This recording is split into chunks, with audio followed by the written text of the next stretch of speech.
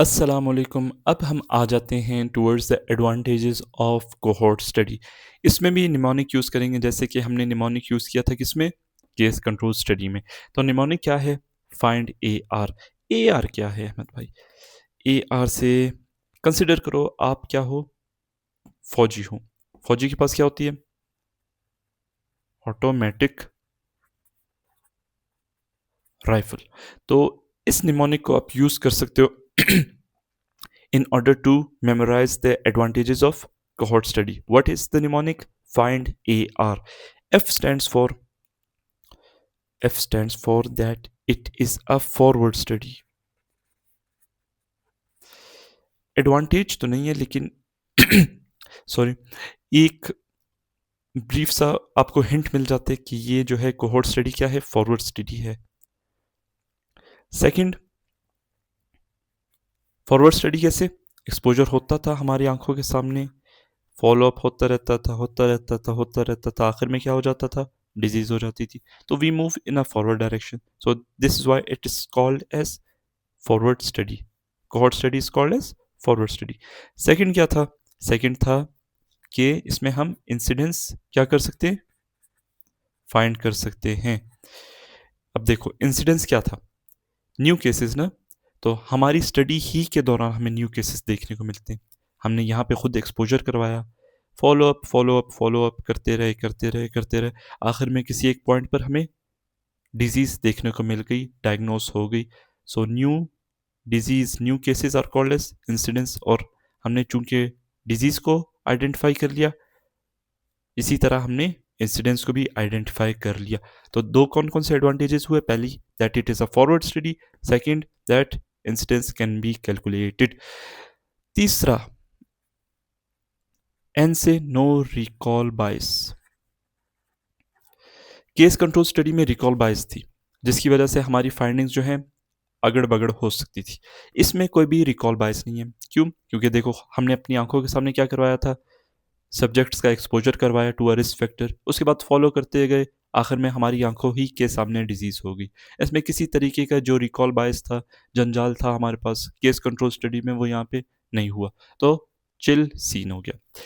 Fourth, fourth है, किधर गया मेरा मार्कर, ये रहा।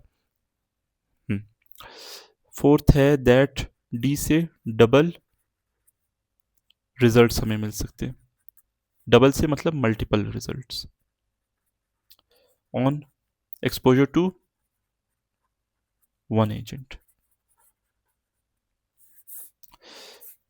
अब देखो, अगर एक बंदा सिगरेट स्मोकिंग कर रहा है, हमने उसको लगा दिया सिगरेट स्मोकिंग पे, तो हो सकता है उसे क्या हो जाए, लंग कैंसर हो जाए। हो सकता है हमारी स्टडी ही के दौरान उसे या तो लंग कैंसर हो या फिर उसे यूरिनरी ब्लैडर का कैंसर हो जाए। तो इस तरह हम डिटरमाइन कर सकते हैं कि एक एजेंट जो है वो मल्टीपल डिजीजेस कॉज कर रहा है। तो कोहॉर्ट स्टडी का एक ये भी फ़ायदा है, यहाँ पे हमने एक्सपोजर करवाया, यहाँ पे हो सकता है एक डिजीज़ हो या फिर मुख्तलिफ डिजीज़ होना शुरू हो जाए उसी रिस्क फैक्टर के एक्सपोजर की वजह से। फिफ्थ पर आ जाते हैं ए आर। ए आर से क्या, ए से हम एट्रीब्यूटेबल रिस्क को भी फाइंड आउट कर सकते हैं। द फिफ्थ पॉइंट, ये थी स्पेशलिटी कोहॉर्ट स्टडी की कि हम उसमें एट्रीब्यूटेबल रिस्क को भी फाइंड आउट कर सकते हैं। एंड ए आर से रिलेटिव रिस्क को भी फाइंड आउट कर सकते हैं। इन दोनों को हम केस कंट्रोल स्टडी में बिल्कुल फाइंड आउट नहीं कर पा रहे थे। ये पता नहीं क्यों गिर जाता है कैमरा। ठीक है, क्या हो गया, एट्रीब्यूटेबल रिस्क और रिलेटिव रिस्क को फाइंड आउट हम कोहॉर्ट स्टडी में कर सकते हैं। So these are the advantages. Next आ जाते हैं टूवर्ड्स द डिसएडवांटेजेस। उसके बाद आ जाते हैं टूवर्ड्स द डिसएडवांटेजेस, और इसके लिए जो निमोनिक है वो है लेट।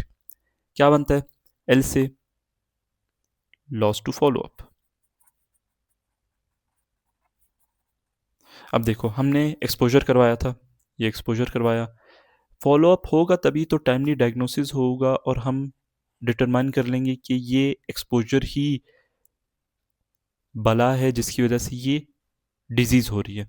तो अगर हो सकता है कुछ लोग बीच ही में मर जाएं किसी और कॉज की वजह से, या हो सकता है कुछ लोग माइग्रेट कर जाएं। तो इन शॉर्ट हमारा लॉस टू फॉलो अप हो सकता है, और फॉलो अप अगर ख़त्म हो गया तो डिजीज़ भी tata bye bye. Second second है एडिट कॉस्ट।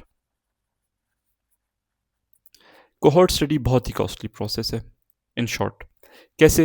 अब देखो, फॉलो अप कर रहे हैं, हमने यहाँ पे एक्सपोजर करवाया, पहले तो एक्सपोजर करवाने की कॉस्ट आई, उसके बाद फॉलो अप कर रहे हैं, ट्रांसपोर्टेशन की अलग कॉस्ट आई जो कि सब्जेक्ट के सर पे हमने डाल दी।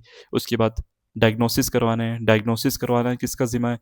वो भी कभी सब्जेक्ट के सर पे डाल देना, कभी खुद ही डायग्नोस करवा देना है अगर बहुत ही अच्छे हुए। तो ये सारा प्रोसेस जो है ये पैसा मांगता है, तो कॉस्ट बहुत है इसमें, पैसे बहुत ज़्यादा लगेंगे कोहॉर्ट स्टडी में as compare to case control study जिसमें कुछ भी नहीं लग रहा था। थर्ड थर्ड पॉइंट क्या है? टी से time consuming. Case control study में क्या था? एक्सपोजर भी पहले से हुआ हुआ है, डिजीज़ भी पहले से हुई हुई है, तो हमें टाइम नहीं लगाना पड़ रहा था ताकि हम डिटरमाइन कर लें कि डिजीज़ हुई है एक्सपोजर की वजह से या नहीं हुई। इसमें अलग सीन था। इसमें क्या है, एक्सपोजर खुद ही करवाया, उसके बाद बहुत साल इंतज़ार किया। हो सकता है ये 2010 में हमने एक्सपोजर करवाया, फिर 2015 तक कुछ नहीं हमें नज़र आया, 2020 तक कुछ नहीं नज़र आया, 2025 में नज़र आ गया। तो कितने साल लगे? Almost 15 years. तो 15 ईयर्स तक कौन वेट कर सकता है फॉर अ सिंगल स्टडी? एक सिंगल स्टडी पे आपने 15 साल लगा दिए, कितना ज़्यादा टाइम लगा आपका? आप किसी और काम में यूज़ कर लेते उस टाइम को, है ना? Just kidding. तो ये हो गए 3 स्टेप। फोर्थ स्टेप क्या है? फोर्थ है, स्टेप नहीं, फोर्थ निमोनिक का पॉइंट, एथिकल प्रॉब्लम्स। अब देखो कैसे एथिकल प्रॉब्लम्स हो सकती हैं। हमने खुद एक्सपोज करवाना है एक बंदे को to a possible risk factor जो कि उसकी डेथ का भी जरिया बन सकता है, या अगर डेथ नहीं हुई तो कितना खर्चा उसके इलाज पर आ सकता है। तो ये सारे एथिकल प्रॉब्लम्स में हैं।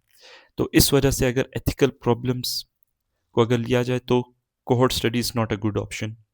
लेकिन अगर कोई ऐसी बीमारी है जिसका इलाज भी है, उसका टाइमली डायग्नोसिस भी हो सकता है, और उसमें कोई खर्चा भी नहीं आ रहा, और पेशेंट भी वेल हेल्थ के साथ चला जाएगा अपने घर, तो फिर हम कोहॉर्ट स्टडी पर जा सकते हैं। लेकिन अगर कोई ऐसी बीमारी है जिस पे खर्चा बहुत आ रहा है, डायग्नोसिस पर, ट्रीटमेंट पर, प्रिवेंशन पर, आगे जाकर ये दोबारा ना हो जाए, तो उस सीन में फिर हम ये कोहॉर्ट स्टडी पर नहीं जाएंगे और केस कंट्रोल स्टडी ही पर जाएंगे। So these are the advantages of cohort study.